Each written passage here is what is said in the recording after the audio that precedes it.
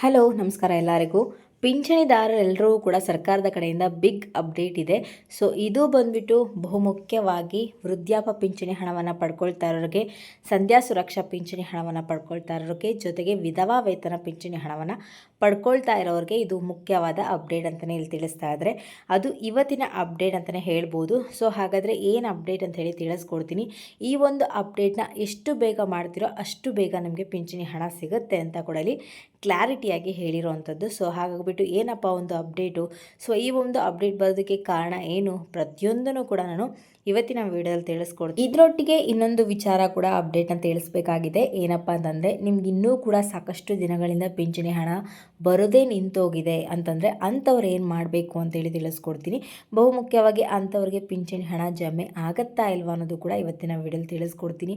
ಇಲ್ಲ ಇವತ್ತು ನಮಗೆ ಏಪ್ರಿಲ್ ತಿಂಗಳ ಹಣ ಬಂದಿದೆ, ಆದರೆ ಮೇ ತಿಂಗಳ ಹಣ ಬಂದಿಲ್ಲ ಅನ್ನೋ ಅಂಥ ಒಂದು ಪಿಂಚಣಿದಾರರು ಕೂಡ ಇದ್ದರೆ, ಅಂದರೆ ಒಂದು ತಿಂಗಳು ಬಂದು ಇನ್ನೊಂದು ತಿಂಗಳು ಬರ್ತಾ ಇಲ್ಲ ಅಂತಹ ಪಿಂಚಣಿದಾರರು ಯಾರೆಲ್ಲ ಇದ್ದರೆ, ಸೊ ಅಂಥವ್ರಿಗೂ ಕೂಡ ಸರ್ಕಾರದಿಂದ ಬಂದಿರುವಂಥ ಮಾಹಿತಿನ ನಾನು ಇವತ್ತಿನ ವಿಡಿಯೋದಲ್ಲಿ ತಿಳಿಸ್ಕೊಡ್ತೀನಿ. ಸೊ ಇವತ್ತಿನ ವಿಡಿಯೋ ಬಂದುಬಿಟ್ಟು ತುಂಬಾ ಇಂಟ್ರೆಸ್ಟಿಂಗ್ ಆಗಿರೋದ್ರಿಂದ ಫ್ರಮ್ ಬಿಗಿನಿಂಗಿಂದ ಎಂಡ್ವರೆಗೂ ವಾಚ್ ಮಾಡಿ ಪೂರ್ತಿಯಾಗಿ ಇನ್ಫಾರ್ಮೇಷನ್ ತಿಳ್ಕೊಳ್ಳಿ. ಹಾಗೆ ಹೊಸದಾಗಿ ಯಾರೆಲ್ಲ ನನ್ನ ಚಾನಲ್ಗೆ ವಿಸಿಟ್ ಮಾಡ್ತಾ ಇದ್ದೀರಾ, ದಯವಿಟ್ಟು ನನ್ನ ಚಾನಲ್ಗೆ ಸಬ್ಸ್ಕ್ರೈಬ್ ಆಗೋದನ್ನು ಮರಿಬೇಡಿ. ಹಾಗೆ ತಪ್ಪದೆ ಈ ಒಂದು ವಿಡಿಯೋಗೆ ಲೈಕ್ ಮಾಡಿ, ಶೇರ್ ಮಾಡಿ, ಕಮೆಂಟ್ ಮಾಡಿ. ಇನ್ನು ತಡ ಮಾಡದೆ ಇವತ್ತಿನ ವಿಡಿಯೋನ ಸ್ಟಾರ್ಟ್ ಮಾಡೋಣ. ಸೊ ಪಿಂಚಣಿದಾರರೆಲ್ಲರೂ ಕೂಡ ಸರ್ಕಾರದ ಕಡೆಯಿಂದ ಬಿಗ್ ಅಪ್ಡೇಟ್ಗಳಂತಲೇ ಹೇಳ್ಬೋದು. ಸೊ ಒನ್ ಬೈ ಒನ್ ಅಂತ ತಿಳಿಸ್ಕೊಡ್ತೀನಿ. ಸೊ ಮೊದಲನೇದಾಗಿ ಬಂದುಬಿಟ್ಟು ಇನ್ನೂ ಸಾಕಷ್ಟು ಜನ ಕಳೆದ ಸಾಕಷ್ಟು ವೀಡಿಯೋಗಳು ಹಾಕಿದಾಗ ಅಲ್ಲಿ ಬರ್ತಾ ಇರುವಂಥ ಕಮೆಂಟ್ಗಳೇನಪ್ಪ ಅಂದರೆ, ನಮ್ಗೆ ಇನ್ನೂ 2 ತಿಂಗಳಿಂದ ಪಿಂಚಣಿ ಹಣ ಬಂದಿಲ್ಲ, 3 ತಿಂಗಳಿಂದ ಪಿಂಚಣಿ ಹಣ ಬಂದಿಲ್ಲ ಅಂತೇಳಿ ಕೇಳ್ತಾ ಇದ್ದಾರೆ. ಸೊ ಅಂಥವರಿಗೆ ಸರ್ಕಾರದಿಂದ ಬಂದಿರೋಂಥ ಅಪ್ಡೇಟ್ ಏನಂತಂದರೆ, ಸೊ ನಾನು ಪ್ರತಿ ವೀಡಿಯೋದಲ್ಲೂ ಕೂಡ ಹೇಳ್ತಾ ಇರ್ತೀವಿ, ಏನಂದರೆ ನೀವು ನಿಮ್ಗೆ ಏನು ಅನಿಸಿಕೆ ಅನ್ನೋದನ್ನು ಕಮೆಂಟಲ್ಲಿ ತಿಳಿಸಿ. ನಿಮ್ಮ ಕಮೆಂಟ್ ಕೂಡ ಸರ್ಕಾರಕ್ಕೆ ಮುಟ್ಟುತ್ತೆ ಅಂತೇಳಿ ಸಾಕಷ್ಟು ವೀಡಿಯೋಗಳಲ್ಲೂ ಕೂಡ ನಾವು ಪ್ರತಿ ಬಾರಿ ಈ ಒಂದು ವಿಚಾರವನ್ನು ಹೇಳ್ತಾ ಇರ್ತೀವಿ.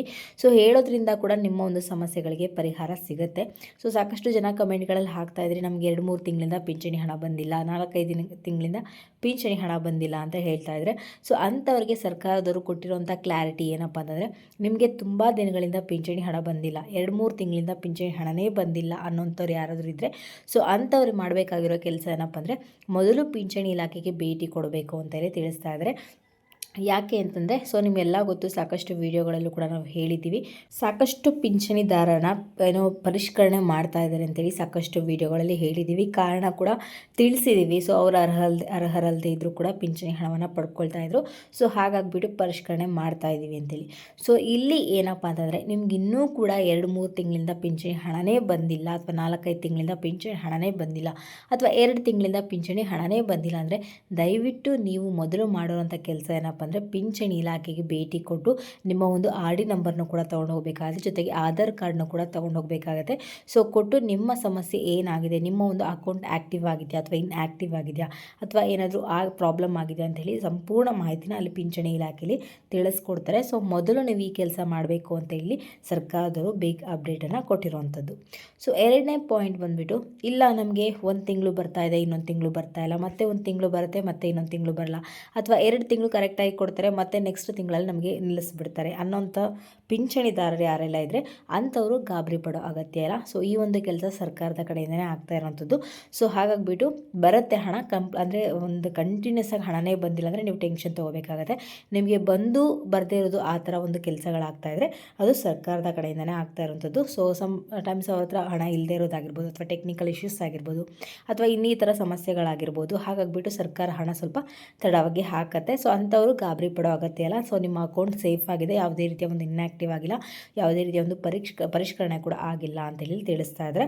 ಸೊ ಅಂಥವ್ರು ಗಾಬರಿ ಪಡೋ ಅಗತ್ಯ ಇಲ್ಲ. ಸೊ ಪ್ರತಿ ವೀಡಿಯೋಗಳಲ್ಲಿ ನಾವು ಏನು ಹೇಳ್ತಾ ಇರ್ತೀವಿ, ಈ ಒಂದು ಟೈಮ್ ಅಂತೇಳಿ, ಅಂದರೆ 20ನೇ ತಾರೀಕು ಒಳಗಡೆ ಆಗಿರ್ಬೋದು, ಅಥವಾ ಆ ಮಂತ್ ಒಳಗಡೆ ಆಗಿರ್ಬೋದು, ಹಣ ಜಮೆ ಆಗುತ್ತೆ, ವೇಟ್ ಮಾಡಬೇಕಾಗತ್ತೆ ಅಂತೇಳಿ ತಿಳಿಸ್ತಾ ಇದ್ದಾರೆ. ಸೊ ಇನ್ನು 3ನೇ ಅಪ್ಡೇಟ್ ಬಂದುಬಿಟ್ಟು, ಸೊ ಏನಪ್ಪ ಅಂತಂದರೆ, ಸರ್ಕಾರದವ್ರು ಹೇಳ್ತಾ ಇದ್ದಾರೆ ಇಲ್ಲಿ, ವಿಧವಾ ವೇತನ ಪಡ್ಕೊಳ್ತಾ ಇರೋರಿಗೆ, ಅಥವಾ ಸಂಧ್ಯಾ ಸುರಕ್ಷಾ ಪಿಂಚಣಿ ಹಣವನ್ನು ಪಡ್ಕೊಳ್ತಾ ಇರೋರಿಗೆ, ಅಥವಾ ವೃದ್ಧಾಪ್ಯ ಪಿಂಚಣಿ ಹಣವನ್ನು ಪಡ್ಕೊಳ್ತಾ ಇರೋರಿಗೆ ಬಿಗ್ ಅಪ್ಡೇಟ್ ಇಲ್ಲಿ ತಿಳಿಸ್ತಾ ಇದ್ದಾರೆ. ಸೊ ಏನಪ್ಪ ಅಂತಂದರೆ, ಅಂಥವ್ರಿಗೆ ಹಣ ಬರೋದೇ ಇಲ್ಲ ಅಂತ ಇಲ್ಲಿ ಹೇಳ್ತಾ ಇದ್ದಾರೆ. ಅಂಥವ್ರಿಗೆ ಸಂಪೂರ್ಣವಾಗಿ ಹಣವನ್ನು ನಿಲ್ಲಿಸಿದ್ದೀವಿ ಅಂತ ಹೇಳ್ತಾ ಇದ್ದಾರೆ. ಸೊ ಕಾರಣ ಏನಪ್ಪ ಅಂತಂದರೆ, ಅವರು ಸರ್ವೆ ಮುಖಾಂತರ ತಿಳಿದು ಬಂದಿರುವಂಥ ವಿಚಾರ ಏನಪ್ಪ ಅಂದರೆ, ಅವರು ಬದುಕದೇ ಇದ್ದರೂ ಕೂಡ ಅಂದರೆ ಅವರು ತೀರ್ಕೊಂಡ್ರು ಕೂಡ ಅವರ ಒಂದು ಅಕೌಂಟ್ಗೆ ಹಣ ಬರ್ತಾಯಿತ್ತು. ಅದನ್ನು ಅವ್ರ ಮನೇಲಿರೋವಂಥವ್ರು ಯಾರೋ ಒಬ್ಬರು ಉಪಯೋಗ ಮಾಡ್ತಾಯಿದ್ರು. ಇದು ಸಾಕಷ್ಟು ವೀಡಿಯೋಗಳಲ್ಲೂ ಕೂಡ ಹೇಳಿದ್ದೀವಿ. ಬಟ್ ಈ ಥರ ಒಂದು ಸಮಸ್ಯೆ ಆಗ್ತಾ ಇರೋದ್ರಿಂದ ಸರ್ಕಾರದವರು ಇಂತಹ ಪಿಂಚಣಿದಾರರಿಗೆ ನೀವು ಲೈಫ್ ಸರ್ಟಿಫಿಕೇಟ್ನ ನೀವು ಕೊಡಬೇಕು ಅಂತ ಇಲ್ಲಿ ಬಿಗ್ ಅಪ್ಡೇಟನ್ನು ತಿಳಿಸಿದರೆ, ಸೊ ಆದಷ್ಟು ಬೇಗ ನೀವು ಲೈಫ್ ಸರ್ಟಿಫಿಕೇಟ್ನ ಕೊಡಬೇಕಾಗತ್ತೆ. ಕೊಟ್ಟರೆ ಮಾತ್ರ ನಿಮಗೆ ಹಣ ಬರೋವಂಥದ್ದು. ಆ್ಯಂಡ್ ಇದಾಗಿರುತ್ತೆ ಇವತ್ತಿನ ವಿಡಿಯೋ ಬಂದುಬಿಟ್ಟು. ನಿಮ್ಗೇನಾದರೂ ಈ ಒಂದು ವಿಡಿಯೋ ಇಷ್ಟ ಆಯಿತು ಅಂದರೆ ದಯವಿಟ್ಟು ನನ್ನ ಚಾನಲ್ಗೆ ಸಬ್ಸ್ಕ್ರೈಬ್ ಆಗೋದನ್ನು ಮರಿಬೇಡಿ. ಹಾಗೆ ತಪ್ಪದೆ ಈ ಒಂದು ವಿಡಿಯೋಗೆ ಲೈಕ್ ಮಾಡಿ, ಶೇರ್ ಮಾಡಿ, ಕಮೆಂಟ್ ಮಾಡಿ.